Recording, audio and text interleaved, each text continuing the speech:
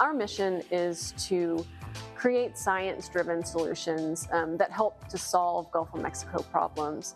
And so the Sink Your Shucks program really falls right into that mission, and it allows us to give back to the coastal and marine ecosystems that surround us and that make up such a big part of the coastal bend and that means so much to the communities throughout the coastal bend. It's an amazing initiative. It was started in 2009 by HRI, Water Street Oyster Bar. It all kind of came about when Brad Lomax, the owner of Oyster Bar, had a conversation with Dr. Larry McKinney, who was formerly here at HRI. And Dr. McKinney made a comment about how the shells and the trash are a resource out of place. That really sparked a conversation about how we can get this critical resource back into our bays, which is needed for oysters, for attachment and growth. So one of the things that oysters do is filter water.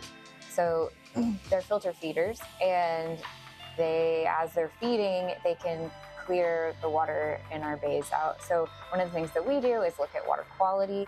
Our role in the Sink Your Shucks program is to take all of these recycled oyster shells and return them back to the water. We build new reefs with the recycled oyster shells. One of the great things about oyster reefs is that they create habitat for other animals. So we come back and look at what kinds of things are moving into the reef, how quickly are the oysters growing, how are they doing, and then we can get a better idea of how these reefs are impacting our coast in general.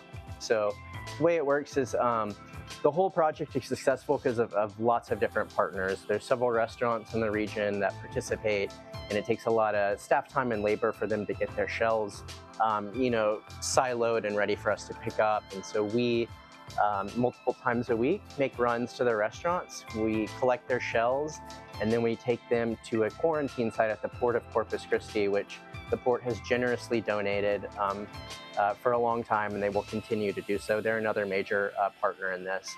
And the shells are quarantined for about 6 months.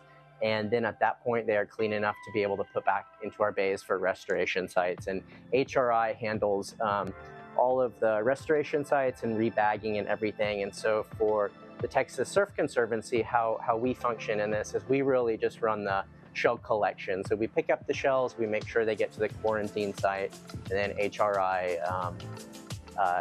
make sure they are placed properly in very effective restoration projects. We can put oyster shell back in areas where it can be beneficial to coastal communities.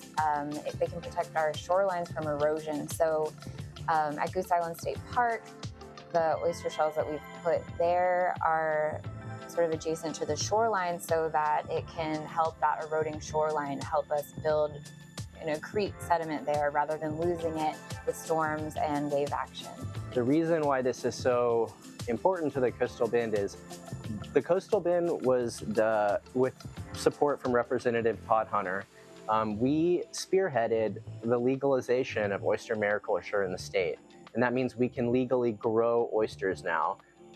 So that is the coastal bend. Sink Your Shucks was the first program of its kind in the state. So Texas is the second largest producer of wild oysters in the entire nation, but no program existed before Sink Your Shucks to get those shells back into our bays. If you want to learn more about all of our research, you can visit harteresearch.org. That's HARTE research.org. And you can also check us out on any social media platform at Harte Research. This has the coastal bend written all over it. Everyone should feel really proud and lucky that we have HRI here in the region too.